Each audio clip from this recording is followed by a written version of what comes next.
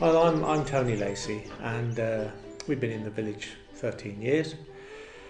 The old hall we used quite extensively for shows and for a whole range of events, but it had serious limitations. It was damp, you couldn't store anything in it for any length of time, and we had a structural survey, we established the ownership. It took 5 years doing all the sort of legal bits and bobs, and we tried to get grants for all sorts of things without success. We were always trying to raise money for it, as it was falling down round our heads. There was gaps between the floor and the wall, and it used to rain in. In particular, the old billiard room was particularly dark and horrible. It had been built with our own efforts, I think in the 60s and 70s, but the roof was in very, very poor condition. And it had an old coke pot-bellied stove, so it was rather smoky and dark. And anyway, it was in such terrible condition we had to do something about it. And there was one or two places where you couldn't take a shot because you burn your rear end on the boiler to bend down. So the new billiard room is the standard size for billiards, and the snooker billiard table's been recovered and is a really fine condition now.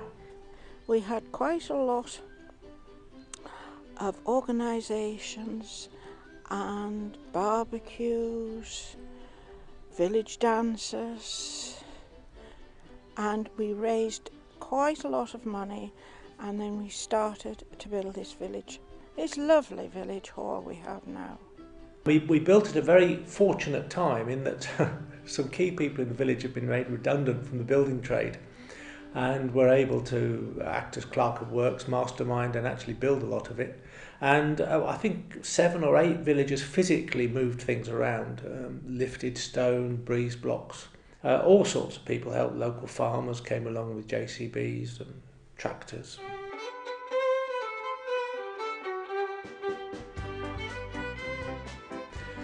We had a great day when a wonderful crane came. We all enjoyed this enormous £500,000 worth of crane that helped put the roof on. And I think there were 7 of us up there then. So a lot of people contributed, not just money and time, but physical effort.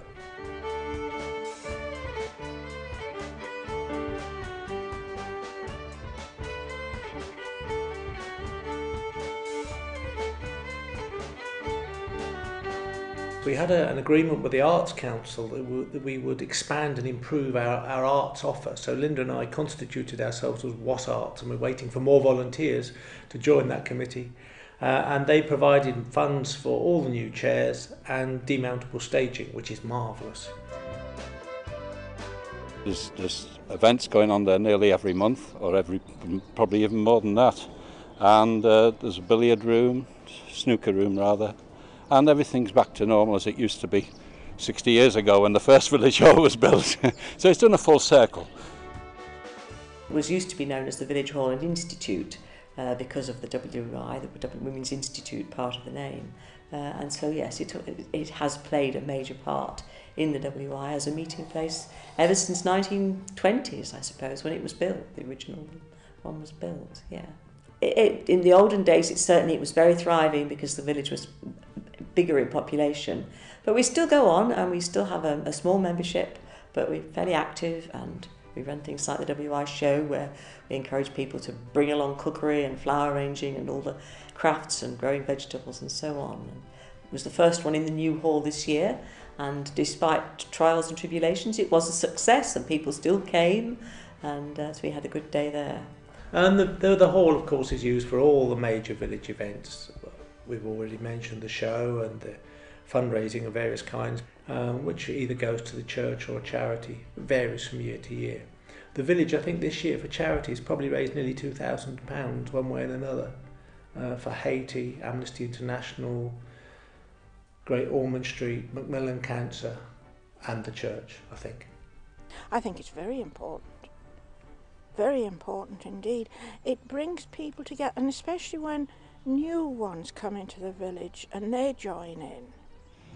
And I think the difference is made by the people that live here. They're the people that make the village.